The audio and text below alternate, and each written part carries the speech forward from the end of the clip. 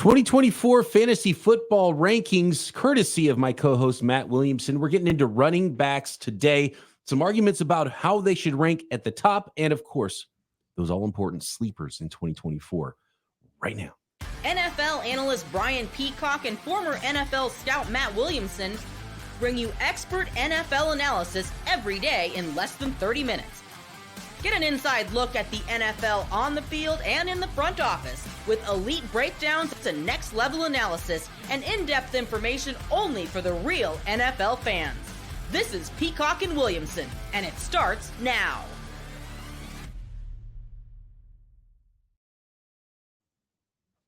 Welcome to the Peacock and Williamson NFL Show. Brian Peacock alongside Matt Williamson at BD Peacock at Williamson NFL. Thanks, everybody, for making us your first listen on the Locked On Podcast Network, your team every day. We love our everydayers, and we especially love it and appreciate it when you hit that subscribe button on YouTube or wherever you are listening to this podcast. Today's episode, Peacock and Williamson, brought to you by Game Time. Download the Game Time app, create an account, and use code LOCKEDONNFL for $20 off your first ticket purchase.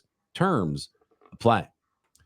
All right, Matt, it's running backs. Much bigger show than yesterday's quarterbacks episode, so we'll have to go fast. And I think, I'm seeing, 70 names on the list here, something like that. So we're not going to get to name every single player on the list, but we will start at the top, and then we'll kind of group some together as we get into the tiers further on down the road. And, of course, our favorite names we will definitely drop on you on this episode, Matt. And number one's been a guy who's he's no stranger to being drafted 1.1 in fantasy leagues and very likely is going to be that again this year. That is Christian McCaffrey at the top. Anybody competing with him for the number one spot for you? Not really. However, when I dug into this, and again, these are very preliminary ranks, subject to change, and I fiddle with them every day up until, through Labor Day weekend, basically. I think there are 7, I want to almost say elite players in fantasy right now. 3 running backs, 4 receivers. We'll get to those receivers next week, I'm sure. But McCaffrey stands alone amongst the running backs. But I think there are 2 youngsters that do everything well, kind of nipping on his heels. And I could see this time next year knocking McCaffrey off that podium. Right. And once you get a player that is that good for that long, they get a lot of tread worn off the tires at running back, and then the next young stud comes up and knocks them off the perch. So my question to you then would be, at 2 and 3, I assume that means Breece Hall and Bijan Robinson. How do you have them ranked, and how does that conversation go? Because if you're on the clock at 2, you got to pick somebody. Which one do you select? Honestly, they're basically tied. I know that's avoiding the conversation. I put Robinson slightly ahead of him. I thought coming out of college, he was the slightly more talented player. I think the Falcons line is probably a top 5 in the league, but the Jets has improved. I mean, Hall and Wilson with the Jets last year, Garrett Wilson did so much good stuff despite being on just a hideous offense. I mean, they just need to be a respectable offense, and they can be much better than that. So they're really neck and neck for me for 2 and 3 at the running back ranks. So offensive line goes to Bijan. Target share and the number of carries, the volume, does that go towards Breece? Because I think that would be enough for me to go that direction. I think, but the Arthur Smith not being there in Atlanta certainly puts a wrench into that. I know this new staff for the Falcons has said Bijan is going to be the focal point of the offense. Talk is cheap, but if anyone can handle it, he can. So it's close. It's really, really close. I mean, there's 100 more potential touches for Bijan Robinson if they want to give them to him versus last year. And that'd be a phenomenal fantasy football player if he gets those. Yeah. So, yeah, I'm not going to fight you either way on this. A little more projection. Neither quarterback's going to pillage, plunges near the goal line, So they're going to their shares, their target shares, their rushing shares, their opportunities are phenomenal. A little more projection with Bijan. I do love that Breece Hall's healthy coming into the air fully, and he's talked about this offseason. He's like, you watch out. And actually, Bijan Robinson, Breece Hall's not talking about Bijan. Breece Hall's talking about Christian McCaffrey. I just saw a interview with him talking about week 1 because it's 49ers Jets week 1. And he's like, oh, I can't wait to play Christian McCaffrey in the 49ers week 1. It's going to be a good barometer because that's the level I think I'm on, and I'm healthy coming in this year. There's no slow playing it this year like it was last year where he was coming off the ACL injury. So good point. I can't wait to see what that looks like with Breece Hall and the Jets this year. And I think those are both good candidates potentially to be 1.1 next year. Yeah, I should have prefaced this, but I did this as if they were half PPR ranks. So catching the football counts, but I didn't overvalue it to an extreme level. So that is 2 and 3. Bijan 2, Breece Hall 3. Number 4 in your rankings, Matt. And I think 4 and 5 are probably grouped together somewhat. Because after that, it starts to get very interesting. And when you're looking at the running backs that go in round 1, 4 Saquon Barkley, 5 Jonathan Taylor for you. And those are sort of the guys that you can expect. You shouldn't expect to have on the board anymore once you get around the turn in a 12-man league. Yeah, and there might be a point where I stake a pile of receivers between Hall and Barkley or Taylor. Not sure on that quite yet. The guys like A.J. Brown, those type of receivers. But the problem, obviously, with both these guys is they have big, strong, great running quarterbacks that probably are going to pillage touchdowns from Taylor and Barkley.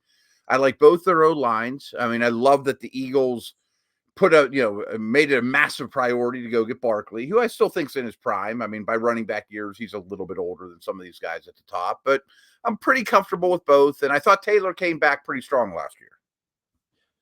They are the quarterbacks of those two teams are your second and third quarterbacks in our quarterback this episode from yesterday because of the touchdowns they're going to vulture from their running backs. Something has to give, right? And I kind of bet it's on these guys, not the quarterbacks. Okay, how did you? I mean, the next two guys couldn't be any different. Jahmyr Gibbs, number 6, second-year running back in Detroit, wasn't even the leading back in his own backfield last year. Derrick Henry at number 7, he needs all the carries he can get to get him going, but not going to be a receiver out of the backfield. So how did you figure out the next group of running backs? Well, I will say I'm glad you lumped those two together and didn't go any further because I think there's a drop off after the first 7. Like I didn't know who quite to put at 8. That neighborhood starts to get a little watered down for me. I don't know that I would take 8 through 10 or so with where they're going, but I just love Gibbs's talent. I mean, I think less is more with him. He doesn't have to be a volume guy to be a highly effective player. PPR would even help him more. And I know Lamar's another running quarterback, but obviously they prioritized Henry. I think he's going to score a ton of touchdowns. I've been predicting for 2 years he's going to fall off a cliff, and he didn't last year behind what was probably the worst offensive line in the league. Got most of his yards after contact, and I think his situation improved vastly. With Jahmyr Gibbs, and I know the PPR potential and the big play potential and what he could be, do you think they're going to move off of David Montgomery enough to give Gibbs the load to be a top 6 fantasy running back? I don't know if they have to. I mean, I think efficiency is the key. Montgomery, I don't have super far down the list. Like it wasn't one or the other. I'm going to put all my chips in, like to pull it back on receivers. I ding Tyler Lockett because I think Jackson Smith-Njigba is ready to kind of take his role in 2 receiver sets. I think there's enough offense and enough running back production in Detroit to go around. I mean, that was the most productive backfield in the league last year. Kind of a similar question about another running back here, and you can't argue with the efficiency. It was like 8 yards per carry last year. Was Devin Achane? You have him at 9 right after Travis Etienne. So you go after Gibbs and Henry. You go Etienne 8 and Devon Achane at 9 with Kyren Williams 10. Achane's the interesting one because he goes crazy when he gets the ball. What's how many touches does he need per game to be a top 10, to be an RB1 this year? Maybe only like 10. I mean, if he gets 4 catches and 6 to 8 carries, I mean, I'm not expecting him to average 8 yards a carry. Don't get me wrong, but he's pretty special. And in a way, he's a lot like Gibbs. I mean, if you remember yesterday, we had Tua and Goff right next to each other in quarterback rankings. Well, same kind of thing for Gibbs and Achane to me. I mean, their offenses are fine-tuned machines. They're super efficient. They're super explosive. ATN was the one I didn't exactly know what to do with. I'm not a super big fan of his game. And you mentioned Kyren Williams in this tier. This sounds harsh. I don't think he's particularly good. I think Corum could give him a run for his money. He had a ton of volume last year. Their O-line looks improved, but I'm going to bet on talent. So guys like Kyren Williams, Pacheco, a couple of these guys that are scheduled to get a lot of touches, I ding a little bit because the scout in me looks at him and says, they're not that great. You're not worried about Blake Corum in LA with Kyren Williams being in your top 10? A little. I mean, compared to what Williams got last year. I mean, most people have Williams at like running back 6 or 7, and I don't see that at all. I mean, like he's going around the 1-2 turn. I don't think I'd take him in the middle of the second round. I love the size there. They're like 5'7" and 5'8", right? Those two running backs in LA. Balls, yeah. You stack them on top of each other, put them in a trench coat, and they're like, look like one. Yeah, it looks like one Derrick Henry.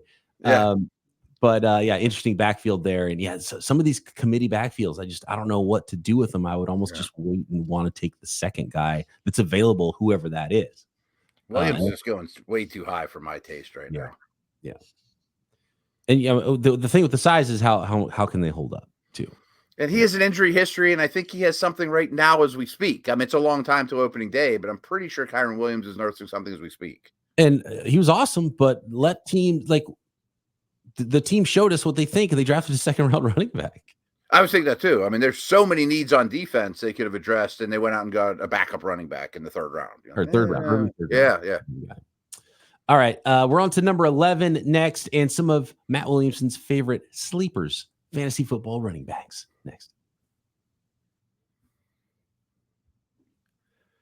Today's episode of Peacock and Williamson is brought to you by Game Time. Game Time is an authorized ticket marketplace in Major League Baseball, which makes getting tickets faster and easier, and prices on the Game Time app actually go down the closer it gets to first pitch. I love using Game Time to go see a ball game, jump into the city, see my San Francisco Giants. I got tickets for $11 the other day, right about first pitch. You can even get tickets up to an hour after a game starts, or after a concert starts, or a comedy show in some cases. Save up to 60% on those last-minute deals. Killer last-minute deals, all-in prices, views from your seat, and their lowest price guarantee. Game Time takes all the guesswork out of buying Major League Baseball tickets, concert tickets, comedy shows, theater events, any sport you're looking for.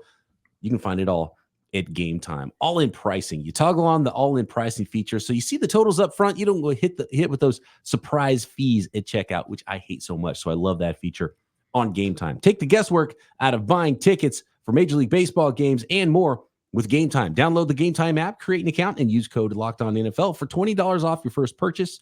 Terms apply. Again, create an account and redeem code LOCKEDONNFL for $20 off. Download Game Time today. Last-minute tickets, lowest price guaranteed.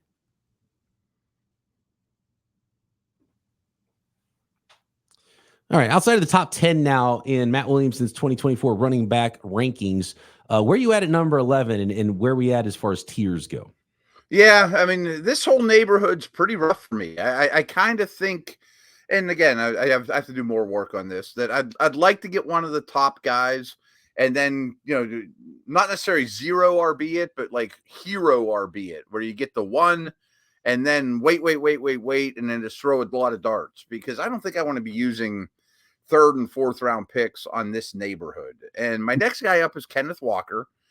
It's a new offensive staff. It's a new coaching staff. I don't know how they'll view Walker versus Charbonnet. I just think he's a phenomenal talent. I wish he caught the ball more, but man, I think he's one of the best ball carriers in the league. Yeah, and I think he'll be the one that they want to hand the ball to the most, and we'll see how that target share goes and how the rest of it goes there. But, I just feel like Kenneth Walker's the best back, and he's got an opportunity to carry the ball a lot. And when he's healthy, he's on the field, he's probably going to produce. Yeah. I mean, he might not win the league for you, but I bet he gets a lot of rushing yards.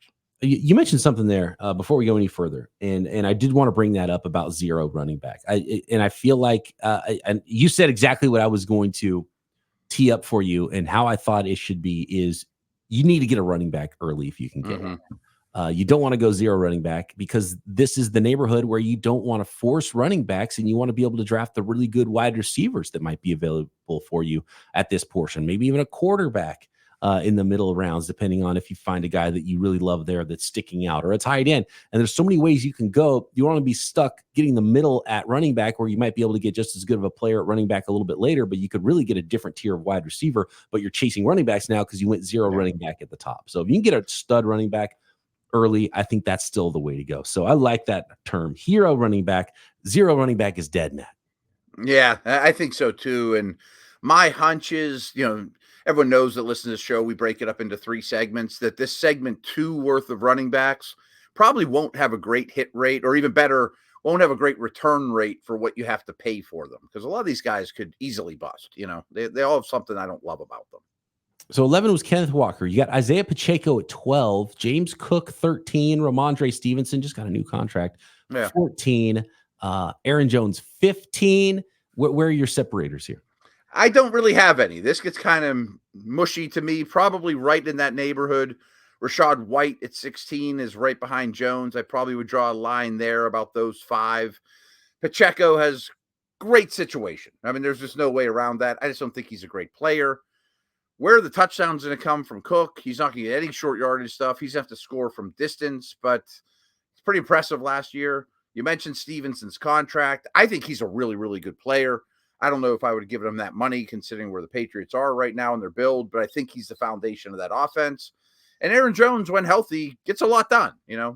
I also know if they'll throw to Rachaad White like Canales did. That's true. Yeah.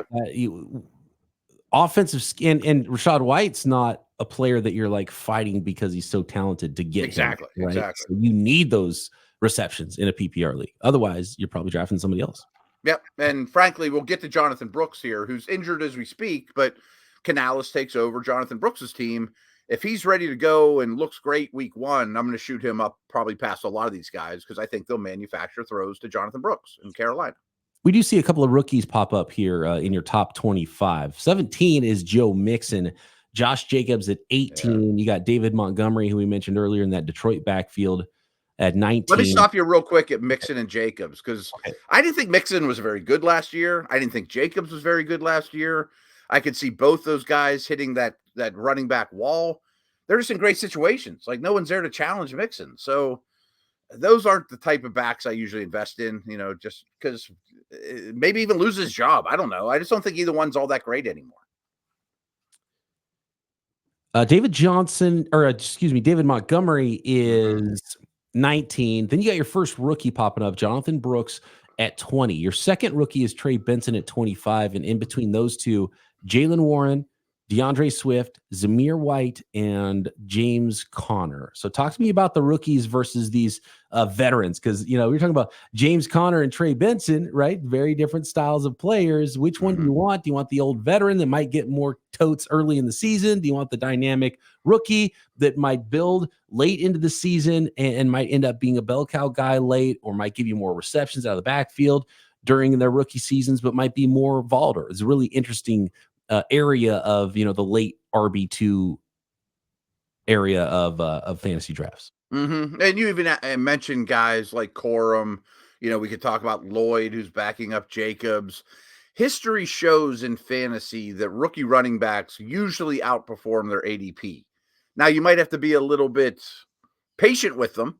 Week 1, September might not be great for the rookie running backs, but once they show their coaching staff that they can pass protect and they can be trusted, sometimes those fresh legs in November, December are gold. So my hunch is, as I learn more about these guys, see them in a pro uniform in the preseason, Brooks's injury in particular, I bet the rookies will start creeping up as this process goes along for me. You've got Najee Harris at 26 and his teammate Jaylen Warren at 21. So how do you envision that backfield in Pittsburgh for fantasy purposes? I think Warren's the better football player, not by leaps and bounds. I think Harris had his best year as a pro last year, but they're going to run the ball like crazy. I think the O-line is vastly improved.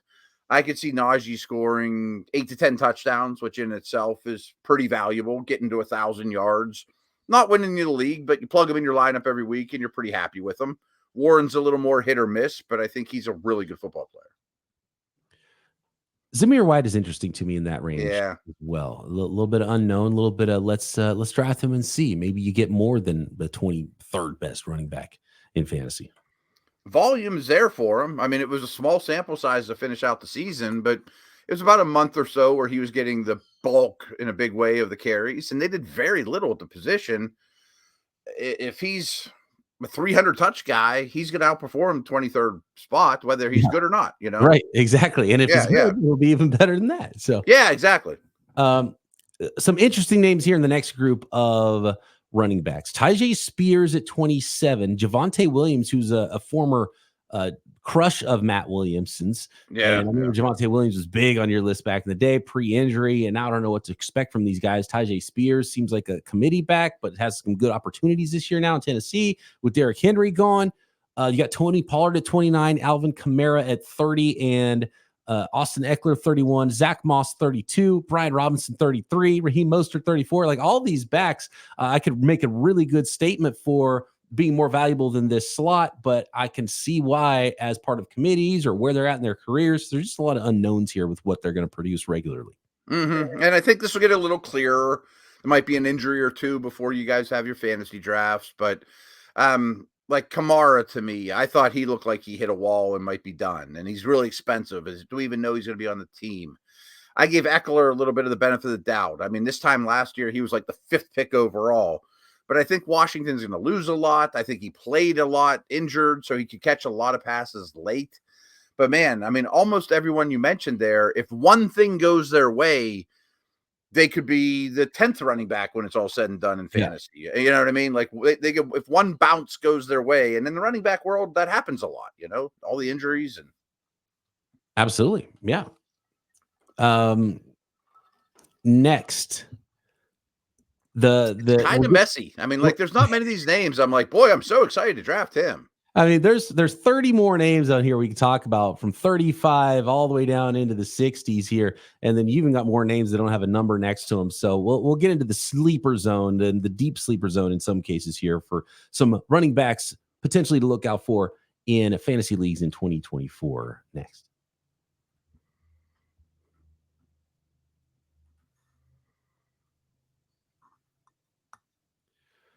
All right, Matt, here we go. I'm going to rapid fire through some of these, and then we can just kind of bring up some names. But this next group, down to around 40, some names that will be familiar to fantasy goers out there. We got Devin Singletary at 35, Kendre Miller at 36, who's an interesting one. If you don't believe in his teammate, Alvin Kamara, then you probably really want to have a lot of stock in Kendre Miller in New Orleans. You got Ty Chandler, 37, Antonio Gibson, don't know what to think about him at 38. And then there's Nick Chubb and Zeke Elliott, former first-round fantasy picks. Nick Chubb especially is probably... I'm just like sitting him to the side right now. Like, he's a guy that you're going to start in the playoffs in your fantasy league, but he might not be ready to go in week 1. And he kind of told us that he's not going to be ready to go in week 1.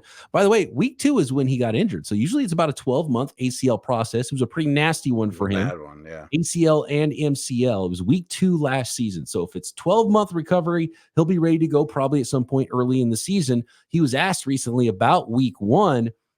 And by the way, he's playing against Zeke and Dallas Cowboys. Okay. Right?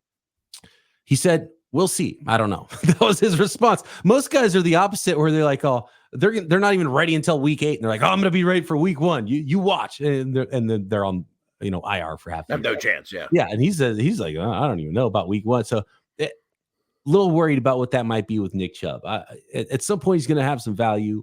I don't know how you draft that guy. And frankly, it's almost impossible to rank him right now too. Like I did tight end ranks.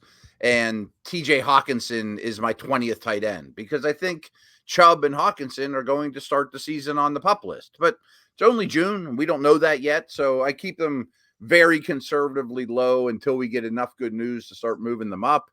But even if it came out that he's ready for week 1, I don't think I could put him back to where he was pre-injury. You know, like on this list, he could challenge Derrick Henry for the 6 or 7 spot. I would be hesitant coming off such a nasty injury to put him in that neighborhood. But I don't know what to do with him. I mean, and hey, Zeke Elliott, he was okay for the Patriots last year. And if he's the lead back in Dallas, he might score 12 touchdowns.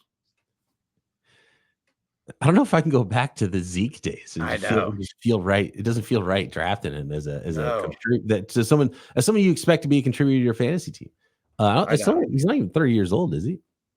He's not that I don't old. think he's younger than you think. I know that, but Yeah.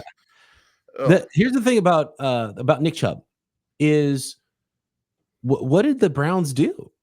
Like Jerome Ford was already there, Naeem yeah, Hines, Deontay Foreman, Pierre Strong. Once he's back, he's going to be back, and he's he's going gonna to be be back. Chubb. So that could be week 2. It could be week 3. I don't know. Even if it's week 8, that's going to be pretty valuable down the stretch for your fantasy team. We talked about Breece Hall. It seems like 100 years ago. I mean, as a 2 or 3rd guy, but remember this time last year, Hall was in the same boat. You mentioned his injury, and he came back and was really, really good. I mean, these guys are super talented, great players. Could Chubb be the leading rusher in the league during the last 8 weeks of the season? Sure, he could. I just don't know what to do with him. All right, we're getting deep into the 30s and the 40s here now. Actually, yeah, no, we're on to the 40s. It's So ugly, man. yeah, That's not many of these names I'm doing cartwheels about. Zeke Elliott was 40 for you. Blake Corum at 43 is interesting. Marshawn Lloyd at 46. If we're talking about the rookie running backs that could blow up, I'm all about it in this range. That's who I'd be targeting. Tyrone. Yeah, those are the darts I throw. Yeah. Jalen Wright, 53, but I mean, he's behind 2 running backs that are already on this list that he's going to need some help to even be valuable enough to roster, because you're going to have a guy who's not touching the football on your fantasy roster. Some of those slots, depending on how deep your league is, are valuable. So any names here, the deep sleepers that are, I don't even want to say league winners, but league valuablers for you? Maybe, like, I didn't even rank Khalil Herbert because he's 3rd on the depth chart, it looks like, in Chicago. But what if he gets traded to the Cowboys? Like somebody like that interests me. Yeah, he's a good player too. Right? Yeah, he but deserves there's no to get good the buzz rock about him. somewhere. Will he get the rock? Will there be an injury? Will he be on another team potentially? Yeah, that's an interesting name that's probably lower than he should be, but the opportunity is not great for him right now. And I think another team you have to mention is the Chargers. Like, Gus Edwards is as boring as can be. I have him at 41. J.K. Dobbins could be a league winner. I mean, I love the guy coming out of Ohio State, but if you look at the contract the Chargers gave him, it sure doesn't imply that they have a lot of faith in him. And then they drafted Vidal too. So if one of those guys starts to emerge, they could be rocketing up this board just because of volume. I don't know. I mean, even a Jaleel McLaughlin kind of intrigues me. I mean, remember all the receptions Kamara got in Sean Payton's offense? And if he's doing all the 3rd down work and the Broncos are losing a lot, he might be a really valuable flex right out of the gate and, go from there. I don't like this running back class so far, though. I mean, who needs to be this whole podcast, I haven't got excited about very many guys, who needs to be in a new place is Dameon Pierce. He was everybody's darling a year ago this time. Yep. The Texans clearly don't like him. Doesn't fit the scheme, whatever it is. I don't know. They brought in Joe Mixon. I don't know how much better Joe Mixon is going to be than what Dameon Pierce was. You would think with that scheme and Shanahan style offense, they'd be able to run the football. But Dameon Pierce, give him the Cowboys. Yeah, exactly. Put him on a different roster and let me put him on my fantasy team. Yeah. Again, a lot of that with this whole group. I mean, I didn't say great things about Travis Etienne, but I think he's my 8th ranked running back. I loved Tank Bigsby a year ago and he flopped, but he gets it this year. You know what I mean? They clearly don't like Tank Bigsby. Right. Oh, I'm not worried about him. So there's no competition for Travis Etienne in Jacksonville. So you kind of talked about this. We kind of talked through this. Like, I'm not even sure what pockets of this running back list I want to attack. I mean, we're all going to leave our fantasy draft with hope, 2 starting running backs and 5 or 6 on your roster overall. There aren't many names that at the current price that I'm like, man, this is a great pick. I'm hoping to get one of the top guys, and then I'm going to draft a bunch of rookies. I feel like that's me too. In this fantasy draft. Give me Trey Benson. Give me Tajay Spears. Even 2nd-year guys, Kendre Miller. Guys that could hit and hit big. I don't want the old men that are all these injuries and I don't want these old ass 29-year-old men. Come on, get out of here. Right? The guy's 27 already. You kidding me? He's over the hill. Like DeAndre Swift, we didn't even talk about. Yeah. But the Bears signed him at 12:01. The second the free agency opened. Do they have huge plans for him? Maybe, but did they? He disappoints every year. Better than Khalil Herbert? Kind of a strange maneuver. I mean, they must love him, but every time I draft DeAndre Swift at ADP, he lets me down. This is the year to draft him then. When he's not high in ADP. There you go. That's the key. That's the key. All right. Give us some feedback on this, because probably let him know. I'll warm up to some of them, but Matt needs more direction on this. So he's lost with his running backs. At Williamson NFL, at BD Peacock. Drop a comment on YouTube. Make sure you are subscribed while you're there. Matt and I back Monday right here. Peacock and Williamson.